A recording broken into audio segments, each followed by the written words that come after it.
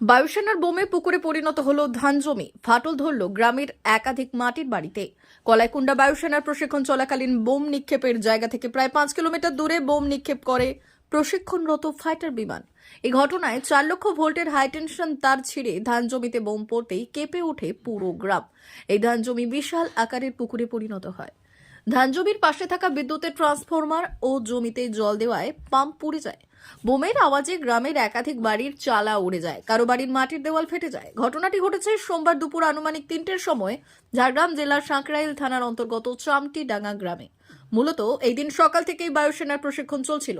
বায়ুসেনার ফাইটার বিমান কলাইকুণ্ডা এয়ারবেস থেকে উড়ান শুরু করে সাঁকরাইল থানার অন্তর্গত আগাননালির বোমিং এরিয়ায় বোম নিক্ষেপ করে।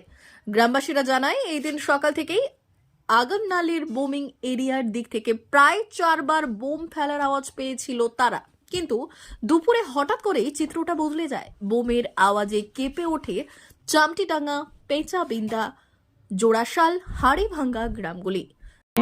এই একটা বাস্ট হয়েছে এয়ারফোর্সের, তো অনেক ক্ষতিগ্রস্ত হয়েছে। আমি এখনই কি বলবো, কদিন আগে আমি তলা রোপণ করেছি, ঠিক আছে। ইদানিং তো এরকম শুনলাম, আমি একটু বাইরে গেছিলাম, দিয়ে আমাদের গ্রামের ছেলে এসে বললো যে তোর বিলে এরকম বোমা পড়েছে। কিসের বোমা? বলছে এয়ারফোর্সের বোমা। দিয়ে এসে দেখলাম যে আমার তো ক্ষতিগ্রস্ত হয়ে আছে।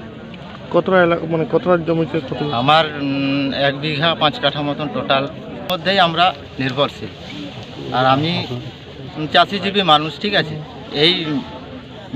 এইটুকু চাষ করে মোটামুটি আমি জীবিকা নির্বাহ করে থাকি।